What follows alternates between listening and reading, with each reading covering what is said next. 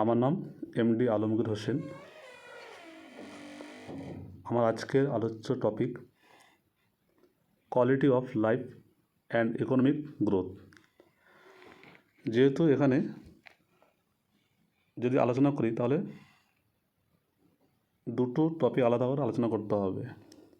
প্রথমত quality of life একটা আলোচনা করা যাবে, আর দ্বিতীয়ত ইকোনমিক গ্রোথ। তো আমরা সংক্ষেপে দুটো সম্পর্কে অল্প করে জেনে নেব।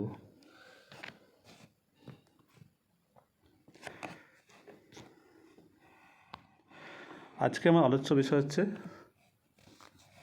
যে কন্টেন্টগুলো যে রয়েছে সেগুলো হচ্ছে প্রথমত definition of quality of life, অর্থাৎ একজন মানুষের যে কোয়ালিটিপূর্ণ জীবন করার জন্য কী কী দরকার তার সংজ্ঞা আগে জেনে নেব।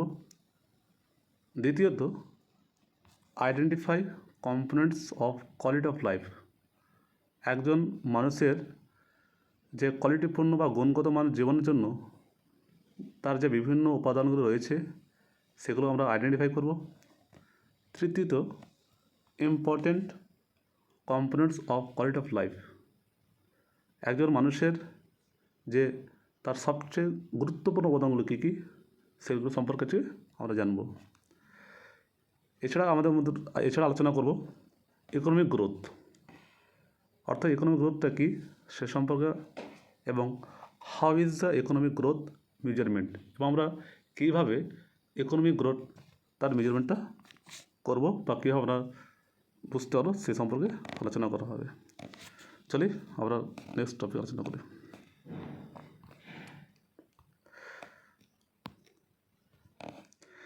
যেহেতু পূর্বে বলেছি যে কোয়ালিটি অফ লাইফ, আমরা এখান থেকে বুঝতে পারছি কোয়ালিটি মানে কি গুণগত, লাইফ মানে জীবন, অর্থাৎ একজন মানুষের গুণগত জীবন বা উন্নত মানের জীবন করার জন্য কী কী দরকার তার সম্পর্কে আমরা একটু হু কী বলেছে তার ডেফিনেশনটা জেনে নেব। হু কী বলেছেন যে an individuals perception of their position, অর্থাৎ একজন মানুষের প্রত্যেকটার কি একটা স্বতন্ত্র মানুষের নিজস্ব পারসেপশন রয়েছে ইন লাইফ, জীবনে, in the context of cultural and value system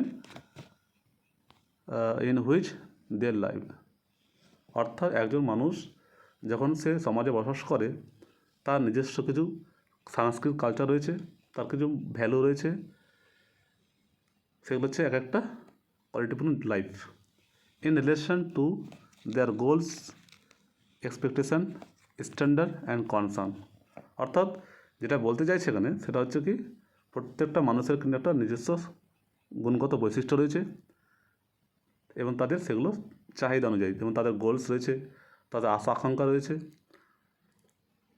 এটা হু বলেছেন। সংক্ষেপে যদি আমরা বলতে চাই সেটা হচ্ছে কি the degree of wellbeing, satisfaction and standard living, অর্থাৎ একজন মানুষের কোয়ালিটিপূর্ণ জীবনের জন্য সবচেয়ে যেটা বেশি জরুরি সেটা হচ্ছে একটা বাসস্থান, তার খাবার এবং ঠিক চলার মতো একটা জায়গা। আরেক জায়গায় কী বলা হয়েছে এখানে যে a feeling, function and future of happiness, অর্থাৎ একজন ব্যক্তির মধ্যে যে তার অনুভূতি, নিদর্শন এবং ভবিষ্যতের যে চিন্তাভাবনা, এগুলো কিন্তু একটা কোয়ালিটিফুল লাইফের মধ্যে অন্তর্ভুক্ত। এছাড়াও রয়েছে হেলথ অ্যান্ড হোপ, আশাকাঙ্ক্ষা এবং তার যে স্বাস্থ্য চাহিদা।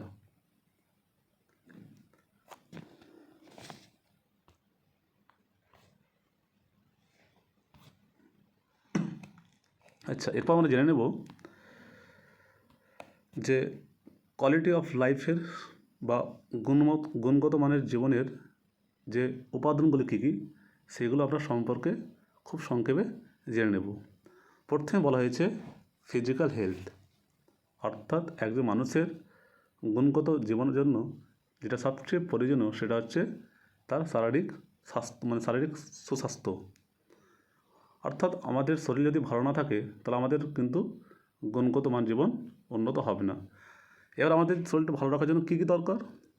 একটা এনার্জি দরকার। এনার্জির জন্য কী দরকার? ফুড।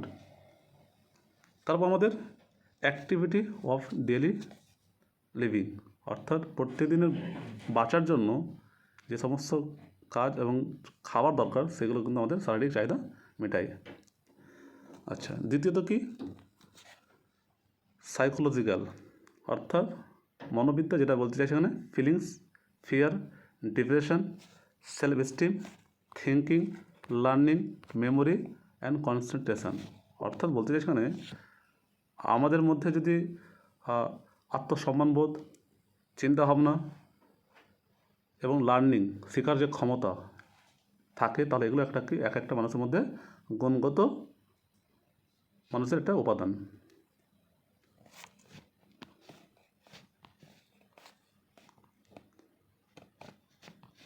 তৃতীয়ত সোশ্যাল রিলেশন, অর্থাৎ সামাজিক সম্পর্ক। এই সোশ্যাল রিলেশনটা কি আবার আমাদের মধ্যে পার্সোনাল রিলেশন হতে পারে, আবার সোশ্যাল সাপোর্ট হতে পারে। সেটা কীরকম হতে পারে? সেটা ফ্যামিলির সাপোর্ট, তারপর বিভিন্ন আমাদের ফ্রেন্ডস বা রিলেটিভ যে আত্মীয় স্বজন রয়েছে তাদের মধ্যে যে সম্পর্ক থাকে, সেটা একটা কিন্তু আমাদের মধ্যে একটা কোয়ালিটিপূর্ণ লাইফ। অর্থাৎ যদি আমাদের মধ্যে যদি একে অপরের প্রতি ভালোবাসা বা ফ্যামিলির মধ্যে বা বন্ধুদের মধ্যে যে ভালোবাসা না থাকে, তাহলে আমাদের মধ্যে কিন্তু সেই কোয়ালিটি অফ লাইফ থাকে না। আর তারপর হচ্ছে সবচেয়ে আমাদের গুরুত্বপূর্ণ হচ্ছে এনভায়রনমেন্ট। কোয়ালিটি অফ লাইফ এর জন্য সবচেয়ে যেটা প্রয়োজনীয় সেটা এনভায়রনমেন্ট, অর্থাৎ ফিজিক্যাল হোক, কেমিক্যাল অ্যান্ড বায়োলজিক্যাল। অর্থাৎ আমাদের পরিবেশ যদি ঠিকঠাক না থাকে তাহলে কিন্তু আমরা ঠিকঠাকভাবে পরিবেশে বা বসবাস করতে পারবো না। যার জন্য আমাদের কোয়ালিটি অফ লাইফের জন্য আমাদের সবচেয়ে প্রয়োজনীয় যেটা হচ্ছে এনভায়রনমেন্ট। এখানে আমি চিত্র সাহায্যে দেখানোর চেষ্টা করেছি যে ফিজিক্যাল হেলথে আমার কী কী পড়ে। এখানে দেওয়া রয়েছে diet, housing, clean environment and mobility. সোশ্যালের মধ্যে কী কী পড়ে দেওয়া রয়েছে leisure, family and friends, welfare, service and education. ইকোনমিকের মধ্যে কী কী পড়ে? যে সিকিউর জব, ইনকাম, তারপর হচ্ছে স্ট্যান্ডার্ড অফ লিভিং, অর্থাৎ একজন ব্যক্তির জন্য আর্থিক যে গুণগত জীবন যে প্রয়োজনীয় সেগুলো হচ্ছে সিকিউর জব, একটা জব দরকার, তবে আমাদের মধ্যে একটা কি গুণগত জীবনটা উন্নত আসবে। তারপর ইনকামটা, তারপর একটা ঠিকঠাকভাবে একটা বাস করার জন্য একটা বাড়ি বা ঘর দরকার। এগুলো মানুষের যখন ন্যূনতম চাহিদা পূরণ হবে তখনই কিন্তু আমাদের গুণগত মানগুলো উন্নত হবে। আর এখানে রয়েছে যে সাইকোলজিক্যাল যেটা রয়েছে এখানে স্যাটিসফ্যাকশান, হ্যাপিনেস, হেলথ, সিকিউরিটি। আচ্ছা, সেই একই বিষয় এখানে আলোচনা করা হয়েছে, তবে এখানে জাস্ট মূল পয়েন্টগুলো আলোচনা করা হয়েছে। যেমন বলা হয়েছে এখানে যে একজন ব্যক্তির জন্য সবচেয়ে যেটা গুরুত্বপূর্ণ দরকার সেটা যে বেটার ফুড, ন্যূনতম চাহিদার জন্য। দ্বিতীয়ত এখানে বলা হয়েছে তার কাপড় আর হাউসিং, যেটা বাড়ি ঘর কথা বলেছে। তৃতীয়ত এখানে বলা হয়েছে তার একজন মানুষের সবচেয়ে কোয়ালিটিপূর্ণ জীবনের জন্য যেটা দরকার সেটা কি শুদ্ধ জল, ড্রিঙ্কিং ওয়াটার। তারপরে হচ্ছে হেলথ অ্যান্ড মেডিকেল সার্ভিস, এগুলো অবশ্যই তার ন্যূনতম চাহিদা পূরণ করতে হবে, তবে একটা মানুষের কিন্তু কোয়ালিটি অফ লাইফ জীবন গড়ে উঠবে। তারপর এখানে আলোচনা হয়েছে বেটার এডুকেশান, অর্থাৎ টু প্রোভাইড বেটার এডুকেশান, অর্থাৎ একজন মানুষের মধ্যে যদি তার মধ্যে যে শিক্ষা না থাকে তাহলে কিন্তু তার জীবন কিন্তু কোয়ালিটি অফ লাইফ গড়ে উঠবে না। যার জন্য কিন্তু আমাদেরকে শিক্ষা থাকা বা শিক্ষা অর্জন করাটা অবশ্যই উচিত। এখানে আরেকটা আলোচনা করেছে মূল পয়েন্ট, সেটা হচ্ছে টু ওভারকাম পভার্টি, অর্থাৎ আমাদেরকে যদি কোয়ালিটিপূর্ণ জীবন করতে চাইলে সবথেকে যে দরকার সেটা দারিদ্রটাকে দূর করতে হবে।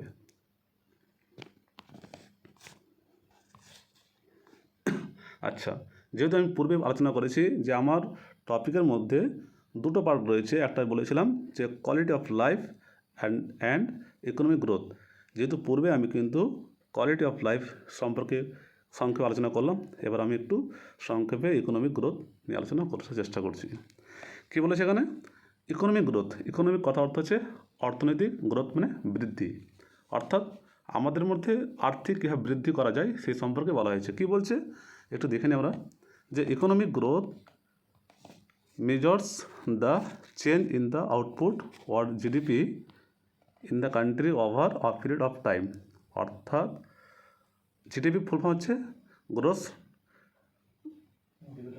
Development production. অর্থাৎ আমাদের ধরো একটা উদাহরণ দিয়ে আমি বলার চেষ্টা করছি, ধরো আমাদের কান্ট্রি ইন্ডিয়া, তো আমাদের ভারতবর্ষের পুরো যখন আমাদের এখানে যেটা বলা হয়েছে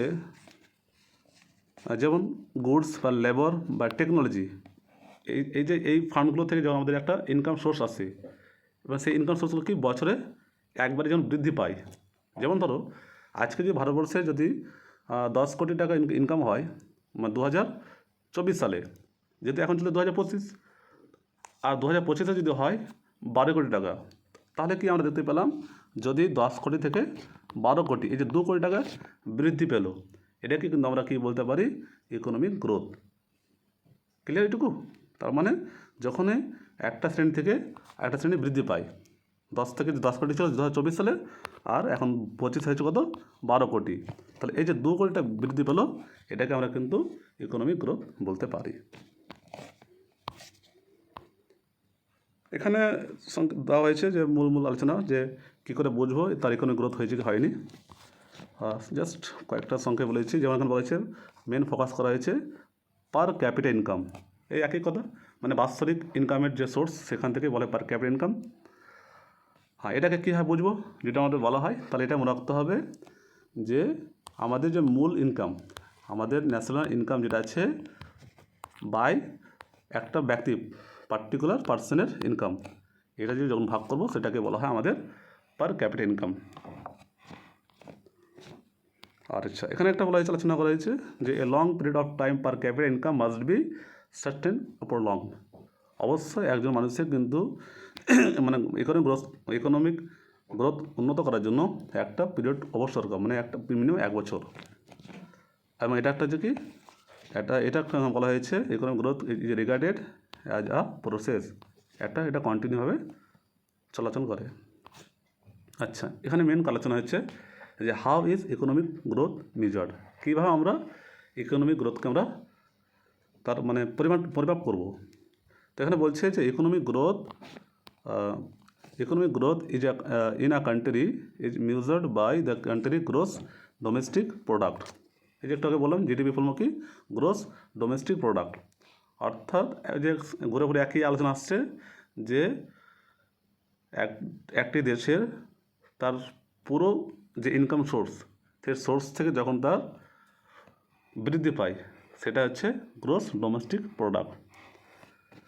আচ্ছা, তারপরে কী রয়েছে, এখানে একটা চিত্র সহজে দেখানো হয়েছে যে একটা গাছ যখন মানে বৃদ্ধি পায়, প্রথমে এইটুকু ছোটো থাকে, তারপর আস্তে আস্তে বড়ো হয়, তারপর আস্তে আস্তে বড়ো হয়, এই যে গাছটা আস্তে বড়ো হচ্ছে, এটাকে কিন্তু আমরা এভাবেই ইকোনমিক গ্রোথ হিসেবে ধরতে পারি।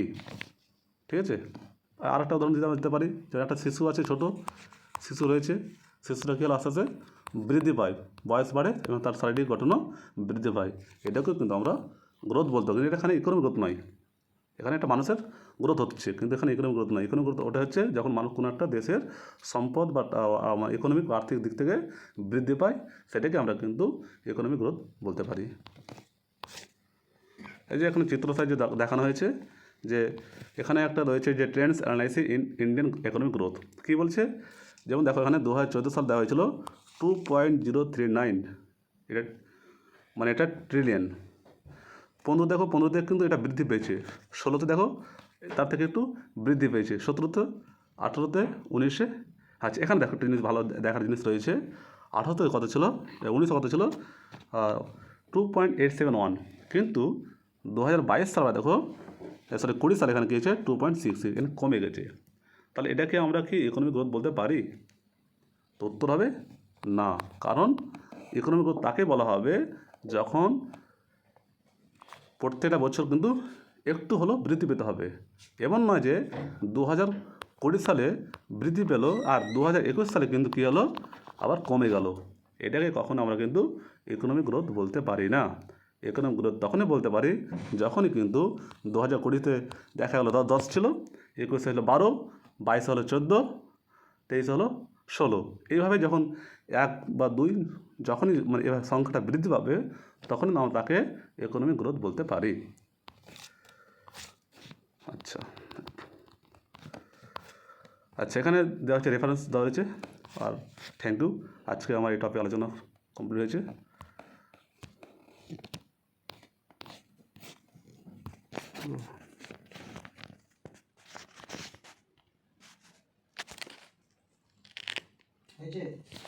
হয়ে গেছে তোমার সাবমিট করে দেন, নেট আছে।